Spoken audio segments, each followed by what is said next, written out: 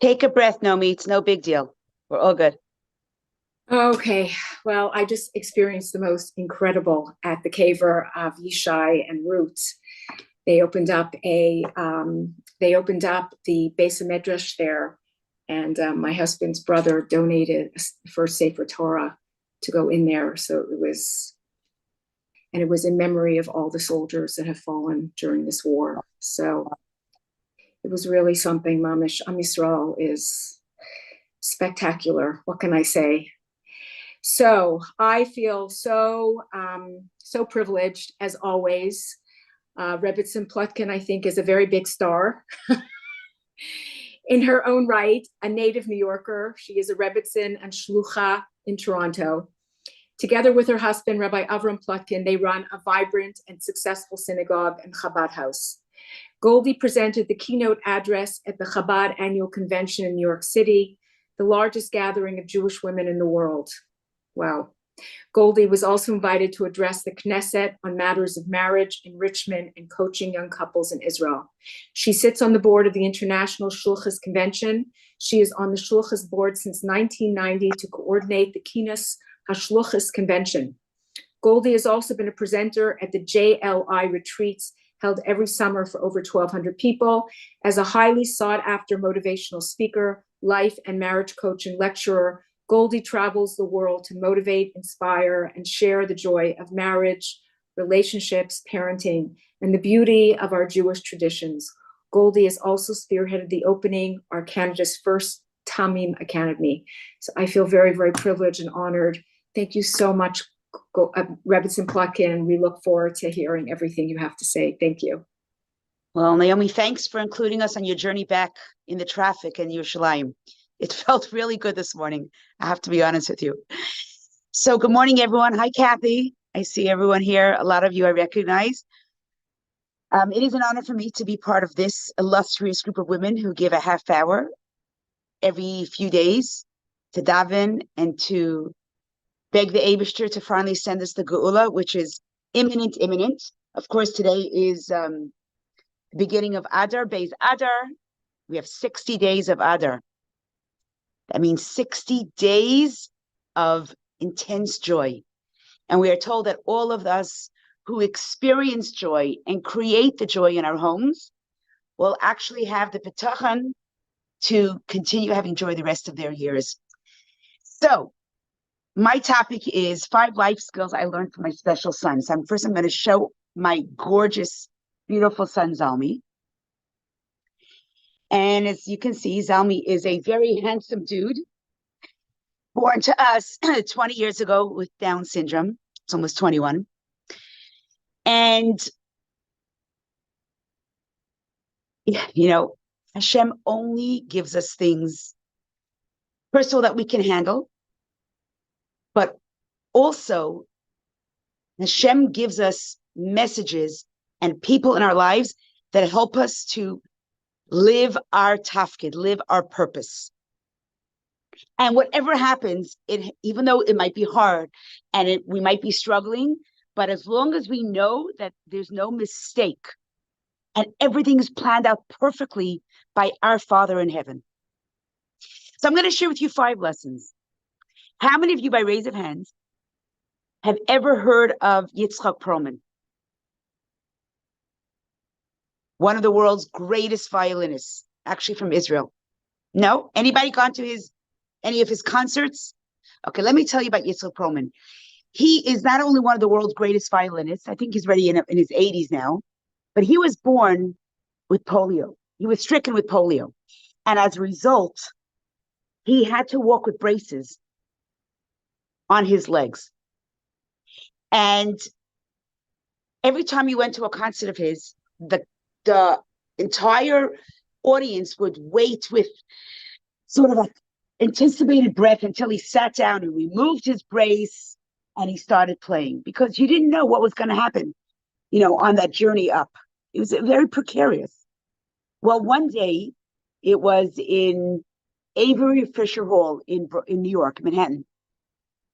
He was playing to a complete sold-out concert. And he walked up to the stage, made it, sat down on his seat, removed his braces, and then pulled out his beautiful violin and started to play his concert. In the middle of the first song, there was a loud snap. One of the violin strings broke. Now, anyone who plays an instrument, specifically a violin, you will know it's impossible to play a concert with 3 strings. Impossible. So everyone took a big gasp because now he was going to go off the stage and find a new violin. And it was like very, very upsetting. But that's not what happened. That night, Yitzchak Perlman played a perfect, magnificent concert with passion, with power, with purity. And he was consistently modulating and changing and recomposing the music because all he had was 3 strings. And when he finished playing the full hour of the concert, the entire audience erupted in a great applause. And when he finally finished, he said these words. I'm going to paraphrase, okay? And sometimes the artist's task is to find out how much music he can make with what he has left. I think his message is very powerful. It's no big deal to play a concert when you've been practicing and rehearsing and you've been taught for years. But when there's a little bit of a pivoting and you have to play that same concert with 3 strings, if you can do that, you've mastered the art of music. And really, the pasuk that aligns with this, because I want to share with you some psukim from the Torah. There's a pasuk that says, Ein HaKadosh Baruch Hu bo b'Tunya im b'Yosef. That God only gives you what you can handle. And if God gave Yitzchak Perlman 3 strings, Yitzchak knew he could handle it. And I feel like when Zalmi was born 20 years ago, this was one of the very, very strong psukim that stayed in my head. Ein HaKadosh Baruch Hu bo b'Tunya im b'Yosef. God is giving us something that we can handle. Yes, I have to dig deep. But God wouldn't give me the challenge of a special child if I didn't have that inner reservoir to master it and to give Zalmi the best life that he could have. That's the first pasuk. The second pasuk is being able to see the bigger picture. How many of you have heard the pasuk, Hakol b'dei shamayim, chutz miyirat shamayim? Yeah, give me a thumbs up or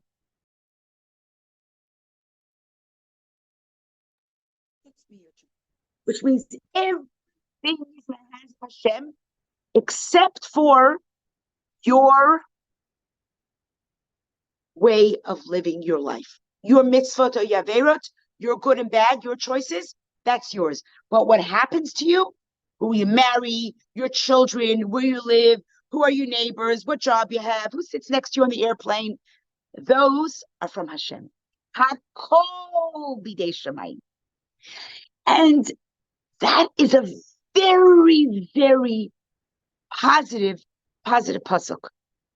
Because when you realize that every minute of your day, Hashem is orchestrating it.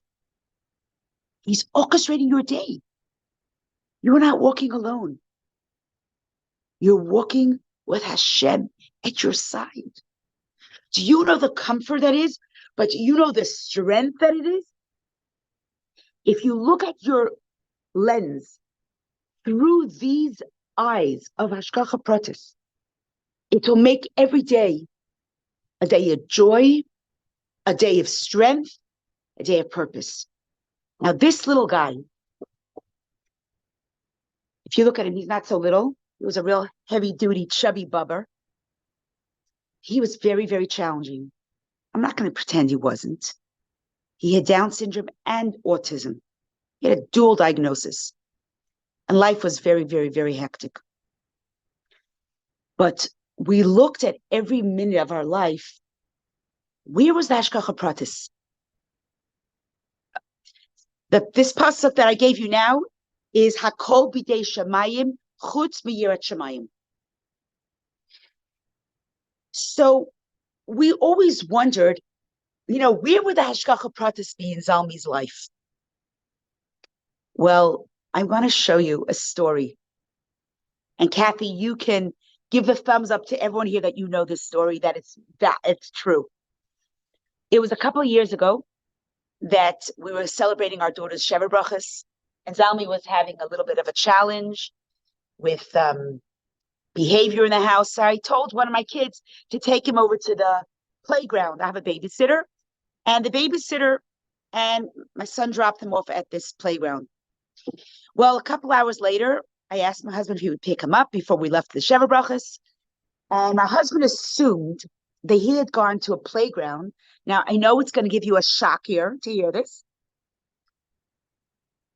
There is a non-kosher establishment called Burger King. I'm sure none of you ever heard of Burger King. But we have one here in Toronto. And whenever Zalmi would pass by, he would see the playground in the back of this and he liked to go there. So sometimes my babysitter would go with him. We'd send along nash and drinks, and then we'd pick him up. And he had to get it out of his system, and that was that. So my husband assumed that that's where he went. So he went to this Burger King, but he would never walk in, of course. So he grabbed his cell phone to call my babysitter to bring him out, but he didn't have the cell phone. And he did not want to walk in. A rabbi does not walk into Burger King, no matter what happens. So he decided he was going to walk behind it through the glass window and see if he could find Zalmi. But Zalmi wasn't there. He couldn't find Zalmi. Now, Zalmi's a redhead. It's very easy to spot a redhead. A Down syndrome redhead, there aren't hundreds of them running around, So my husband thought, of course, he would find him. He wasn't there. So my husband was in a rush. He had no choice. So he put his black hat down, covering his face, because then no one would know it's a rabbi. And he walks into Burger King, hoping to run in, find Zalmi, and bring him home. As he walks into the front door, he hears someone shout out, "Oh my gosh, Rabbi Plotkin, what are you doing in Burger King?" Yikes. Not what he expected. He picks up his hat, and there sitting is Nikki. Now, Kathy, I don't know if you heard Nikki's story, but this is the story. So Nikki's sitting there with a cheeseburger, and she looks at my husband, and she goes, "Rabbi Plotkin, what are you doing at a Burger King?" My husband says, "I'm actually embarrassed. I just came to pick up my son. I have a little boy." Now, who's Nikki? Nikki was a teenager growing up in our community. Her mother became a Bala Tshuva, and she was very angry that she had to start keeping kosher and everything. So she rebelled by marrying a non-Jew, a Greek Orthodox guy. And Orthodox, I don't mean Orthodox Jewish. She married a Greek Orthodox guy, got married in a cloister, also known as a church, where she was baptized. And then she had 5 kids and raised them at this church, all baptized. So her kids didn't know they were Jewish. And she's sitting at this Burger King. It was 3 weeks before Pesach. She says to my husband the following words. She goes, Rabbi Plotkin, I left Judaism. I left the community. I left everything. I rebuild. And I'm sitting here, and literally a half hour ago, I'm looking at my children. I'm eating this food, and I know that Passover is coming soon. Now, her mother had passed away 2 years earlier. She says, I turned up to my mother in heaven. I said, Mom, look at me. Look how far I am from Judaism. Look how far I am from the Jewish people. If you think that I can ever come back to the Jewish people, just send me a sign. She goes, I finished saying those words, and you walked in to a Burger King. Well, my friends, my husband took Nikki's number. We invited her and her children for Pesach Seder. And now, 10 years later, Nikki is fully Shomer Shabbat. Her four sons had Brit Milaz at the age of 14, 11, and 9. They all go to yeshiva. Her oldest son is becoming a shliach of the Rebbe, a full yarmulke, the hat, the beard, the whole thing. Her boys go to yeshiva here in Toronto, and Nikki has turned full circle. And how did we meet Nikki? Because this little guy was playing at the playground. Hakol b'dei shemayim, my friends. Everything is in the hands of God. Everything. And Zalmi led us into this establishment because we had to meet Nikki, who is now comes to our show every Shabbos, lives here in our community, and has made a total turnaround because of a little boy who we thought has a very low IQ, was able to speak maybe minimum 2-word sentences. What could Zalmi accomplish in this world? Why was he born? Why would God create so many special needs children? Each one, my friends, has a mission. And each one of these special souls has a job to complete that you and I could never do. That's my second message. What is my third message? What's my third pasuk? Here's another pasuk that I live with every single day. Trachgut, and if you know the end of it, you can fill it in the comments. Trachgut vet Zeingut. That is a Yiddish slogan taught to us by the Tzemach Tzedek, the third Lubavitcher Rebbe, and he taught it to his children. And it's a motto I teach all the women in my community, and I live with it.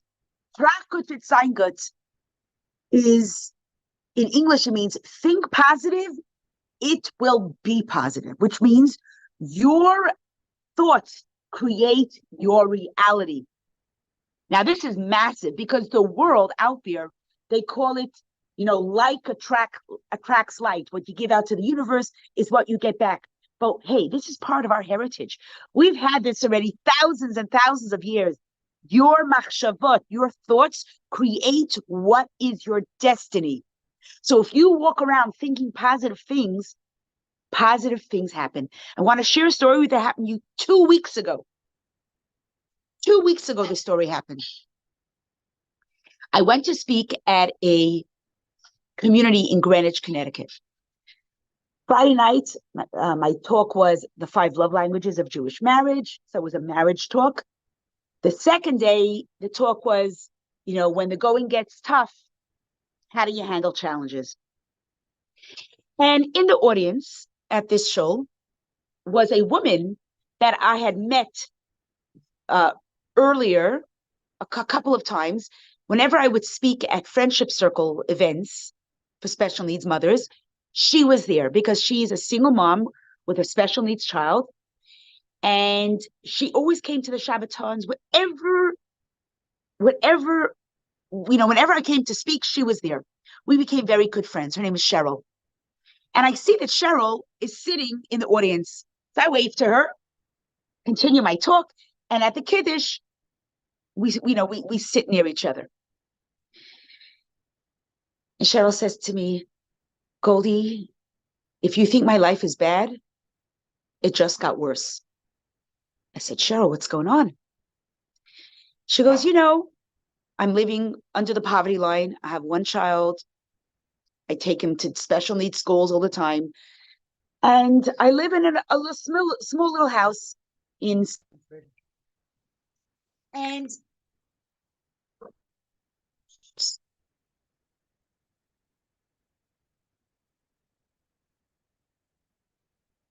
I think you're off screen. Are you still on this? You still see me? You're not on the screen. I'm not on the screen. Let me go back.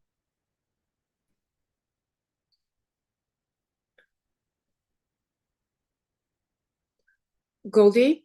Okay, do you see me now? 1 second. Yeah, we should be seeing you. Yeah. Okay. Yeah. So, so she's sitting next to me. She tells me I'm living in a small apartment, and you won't believe it. They just evicted me from my apartment. Goldie, I have nothing in my life. I have a special needs son no husband. I hardly have family. And now I'm evicted from my home. And she starts to cry. We're sitting at a kiddush and she's crying and crying. And I put my arms around her and I, Cheryl, my heart goes out to you. I'm so, so sorry to hear this. But the only thing I can tell you is that Hashem is not leaving your side. I know that this will be good. She goes, how could it be good? I have to leave this week. I don't have a house to move into. I said, please just turn to Hashem. Just call out and cry to Hashem. He'll hear you. I promise you. And she's like giving me the looks and my heart is breaking. But, we praying together and I said to her, just try to think positive. Just try to think that this is something good. And she looked at me with a smirk and then a smile. And then before Shabbos was over, we said goodbye and that was that. That week, literally Friday morning, I'm coming home from school. I'm walking into my house. Cheryl is on the phone. I go, Cheryl, what's going on? She goes, are you sitting? Are you sitting? I said, 1 minute. I'm running into the house. I'll sit. So I get into the house, drop all my stuff. She goes, Goldie, remember I spoke to you last week that I was evicted from my home? I go, yeah, of course. She goes, you won't believe what happened. Yesterday, my old neighbor calls me and he says, Kathy, you know your house? You know the house you live in? She goes, yeah, of course. And she gives him the address. I mean, we're neighbors. He says, that house went up in flames last night. If you would have been sleeping in your house last night, you would be ashes. My friends, we have to remember, Hashem is with us every single step of our life. Tracht gut wird sein gut. She was crying on the phone. I know, Goldie, you told me to think positive. I tried to be think positive, and I really tried, and now I see you're right. We think positive, and Hashem takes care of us.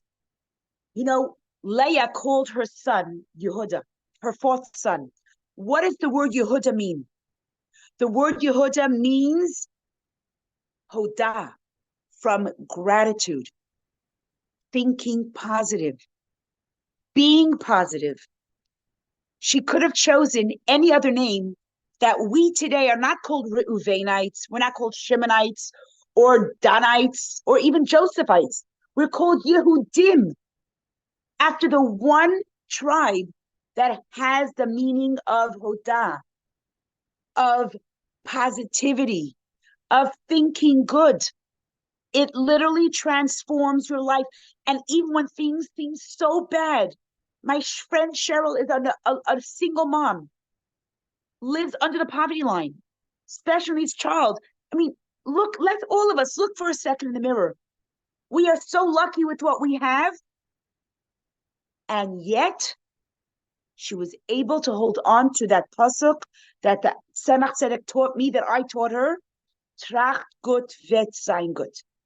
Just think positive, because when we do, Hashem sends us. It's like Shlomo Melech says, "Kamayim upon him." The image you give to the mirror is what you get back. So we smile. Hashem gives us back things to smile for, and I'm leaving you with that.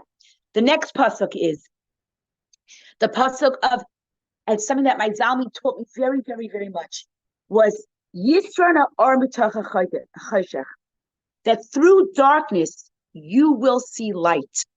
Sometimes through the most,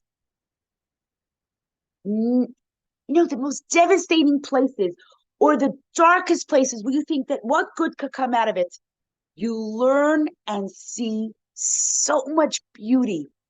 So this little guy, who had very, very minimal language abilities, and his cognitive and even his IQ, they told me, was on a 3-year-old level. But I want to share with you a story. He is so cute, yes. I want to share with you a story that Zalmi lived with, that I think it will transform you too. So this gorgeous boy was nifter 5.5 years ago. Hashem took him back. He took him back the night before his 15th birthday. And they say that a tzaddik lives complete life, born and die on the same day. He was buried. We were at his grave, at his caver, right before Shkia. So he literally lived 15 full years on this world. About a month after Zalmi was nifter, one of the special needs programs that he used to go to on Sundays made us a breakfast for my family. They were so broken like us, and they felt that they had to share some things that they learned from Zalmi. So there were about, 50, 60 volunteers that were there. A lot of them weren't Jewish, actually. And they all gathered around. They made a video for us, some of the funniest, cutest moments of Zalmi, and they stood up to share how Zalmi changed their life. And there was one woman who was African-American, African-Canadian, I guess, and she was sitting in the back, and everyone said a few words, and she didn't want to share anything. So we're all ready to leave, and then suddenly she stops, and she goes, "Stop! Everyone sit down. I must share with you something." So everyone sat down. And she stands in front of the room and she says, "Look at me. I'm Black. And everyone who sees me, they only see Black. People avoid me because I'm Black. They look at my skin. They don't want to come next to me because I'm Black. But your Zalmi, he never saw my color. He never saw my Black." And then she sat down.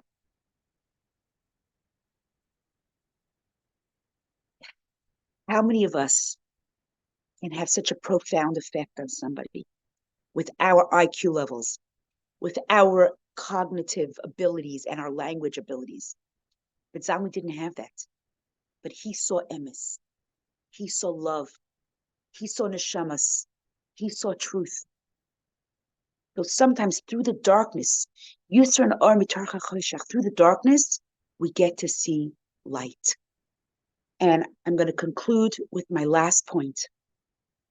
Emunas tzadikim, connecting to a tzaddik. I want to tell you that when you're ever feeling in the dumps or you're ever going through a hardship, connect to a tzaddik. And everyone has different leaders, different rabbeim, different tzaddikim, different rosh yeshivas that speaks to you. But if you don't have one, find one. Because having a munah and a tzaddik and having ability to hold on to a tzaddik carries you through. I want to share with you the story that I'm going to conclude with. It's a story of the Blozhever Rebbe. In my life, the Rebbe is my tzaddik. And I go to the Rebbe whenever I have a challenge or a worry. I either fly into New York to the Rebbe's Ohel, where there are millions of people that are there every single day. And I write a letter to the Ohel if I'm too far, because I can't go in every day. If I have a problem or question or worry, I share it with the Rebbe as well. But this story is about the Blozhever Rebbe, who's a big tzaddik who lived during the times of the Holocaust. And he was a roommate in one of the barracks with an atheist Jew. But they became very, very close. And in Auschwitz, they had to shave your heads. So you couldn't tell who was a rabbi and who was an atheist. Everyone looked the same. They all had shaved heads. No one had payas, no one had beards, no one had yarmulkes, and no one wore tzitzis. Everyone looked the same. Every Jew looked exactly the same. This atheist and Blozhever Rebbe became very, very close. And one night while they were sleeping, the Nazis, Yamach Shemam, the despicable, horrible humans, walked into the room and they commanded everyone to come out. And they told them to stand around a large ditch that had been dug up the day before. They told every single Jew, if you jump over the ditch, you can live. If not, they show their guns. So the Blozhever Rebbe was an elderly man already, and he was standing next to this atheist. And the atheist says to the Blozhever Rebbe, let's not jump and make ourselves spectacles. Let's just, with dignity, walk into the ditch and die with dignity. And the Blozhever Rebbe says, but I'm hoping to live. I'm hoping with blessings from my grandparents, I'm going to survive. He goes, are you crazy? He says, let's say the Shema together. And it was their time to jump over. They screamed together, Shema Yisrael, Adonai Eloheinu, Adonai Echad. And they held hands and jumped over. And when they opened their eyes, they actually made it over the ditch. And they looked at each other with amazement.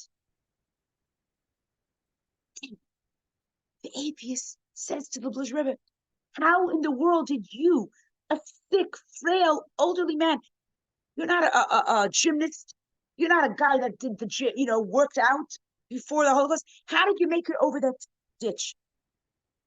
He says, I held on to the coattails of Avram, Yitzchak, Yaakov, Sarah, Rivka, Rachel, Leah, of my grandparents, my great-grandparents. I held on to their coattails, and that's how I got over the ditch. But then he looks at the atheist and goes, but how did you get over the ditch? You're an atheist. He says, Rabbi, I held on to your coattails. And I'm feeling emotional now because I really feel like a lot of us, we go through a lot of challenges sometimes in our life on our own. But we think we do have to do this by ourselves. But we don't have to, my friends. We have great fathers and great mothers, our bubbies and zadis, our avos and imahos, great holy tzaddikim. And if you live in Israel, you're full of it. You're full of people. And if you live in Chutz La'aretz, you just have to send a fax or an email or jump over to New York and go visit the Rebbe. You are never, ever alone. And I want to wish you that you should enjoy your day with a feeling of Kadosh Baruch Hu in between you, that Hashem is with you, and Hakol B'dei Shemayim, and everything is in the hands of Hashem. Wishing you a beautiful day, and thank you, Naomi, for the schos of speaking to such holy and righteous women. Wow, that was very emotional.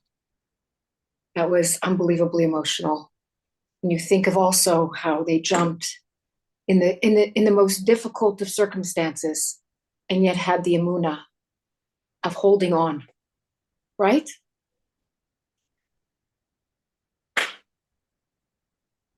Who is like the nation of Israel?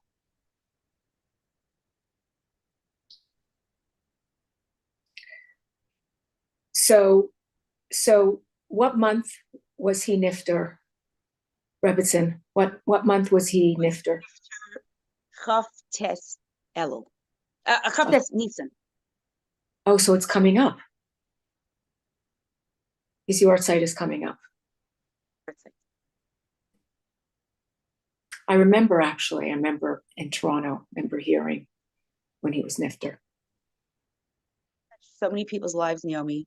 I tell you, with a boy that you thought had nothing, we have a lot of us have special needs, families, siblings, children. We have to look at them as pure holy neshamas. Right. They're living tzaddikim, come down to this world. I know. Just to teach us things. It's funny you say that, because I'm very close to a couple here in Eretz Yisrael. They're an older couple, and they're both big tzaddikim. She's like Rachel Imenu, and he's like Avram Avinu. And 30-something years ago, they have many of their own children. They didn't adopt, they, They fostered a boy who wasn't allowed, whose parents didn't want him.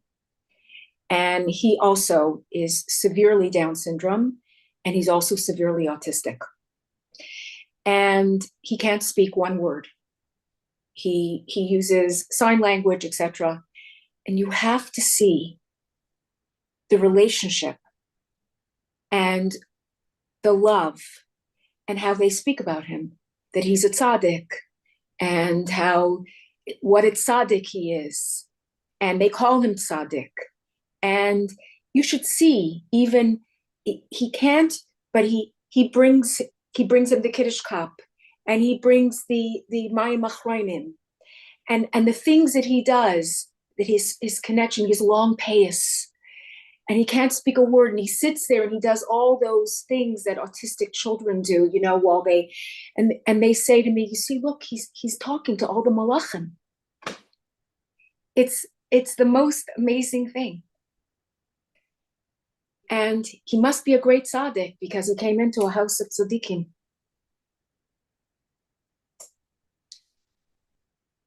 And on the home front now, Naomi, on the home front now, we have these amazing, amazing tzaddikim that are fighting the war for us. Yes. These incredible boys today. And they have everything going for them. They have everything going for them. I know. Mika Amcha Yisrael. That's right now. We have the heroes walking right now here in Eretz Yisrael. Yeah. Heroes that you can't even imagine what is a hero. I was telling my husband, Shabbos, I woke up Shabbos morning and I couldn't stop thinking of that boy who lost both his legs. And he's the son of a rabbi from Gush Etzion. And he was sitting on the bed, and I said to my husband, can he even get prosthetics because it's so high up? And he was sitting on the bed and he was talking to Netanyahu. And he was telling him that he has no regrets. He was fighting for Am Yisrael. He was fighting.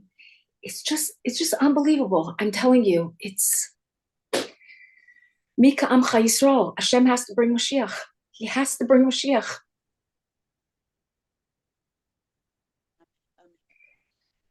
Thank you so much. Thank you so much. Thank you so much. This was so beautiful. And you should only continue to have simchas, and you should continue to shine your light on the world as you do. Thank you so much. Thank you. We are going to continue finishing with our tefillahs. So I'm going to hit every